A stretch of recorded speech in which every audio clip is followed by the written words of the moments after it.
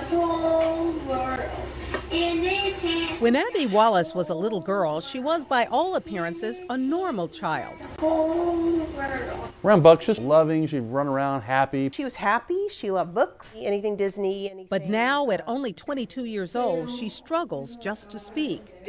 Are they putting there?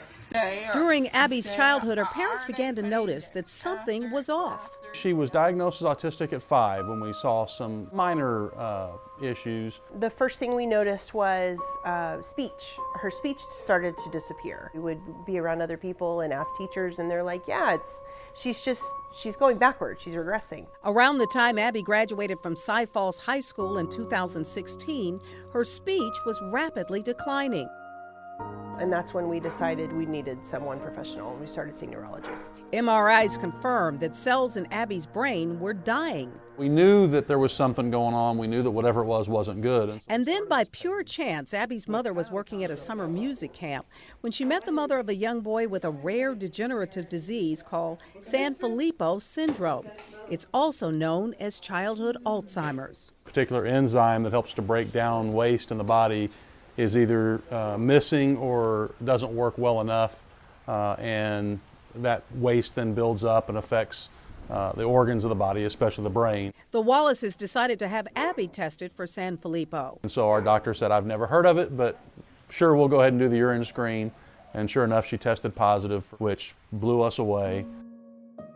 It's a disease with no cure. Most children that are affected by this are gone by the time they're typically 15, 16 years old. You know, it was very emotional, devastating, but we had somewhat prepared ourselves for it. It was like, we're not crazy, you know. There is a reason why she's regressing, but then of course you hear it's terminal and it's devastating. Sanfilippo syndrome has now robbed Abby of nearly all her speech. Let's go to. It's definitely hard to come back from college and see, you know, she's not talking anymore, or, you know, she's not eating by herself, that kind of thing. But there are still things that make Abby light up. She smiles while listening to music and loves to watch Disney movies. Abby also has a caretaker, Allie, who helps keep her mind stimulated, and she takes part in music therapy.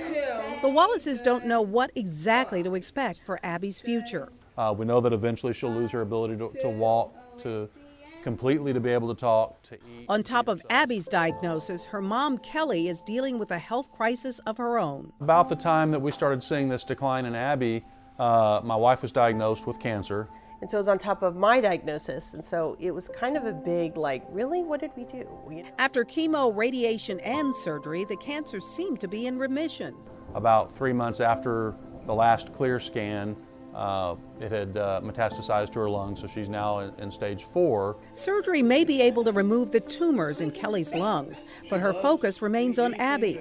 And while there is no cure for Sanfilippo, the Wallaces are trying to raise awareness through the Cure Sanfilippo Foundation, a nonprofit started by a family whose young daughter was diagnosed with the disease. They're big advocates for finding a cure.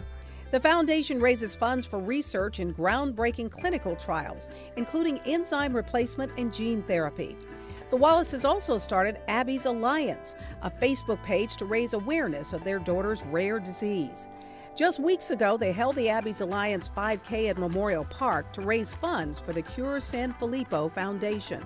We were just blown away at the amount of people that showed up. It was incredible. The amount that we raised, almost $25,000, I would have never thought that was possible. And through it all, the Wallaces say it's their faith that keeps them going strong. You know, when you know that your daughter or your child is going to probably die before you, you have to hold on to the hope that there's a heaven and that you're going to be able to meet them again one day. We definitely believe that she will be in heaven and she'll be whole. She'll be disease-free. He's got the whole world.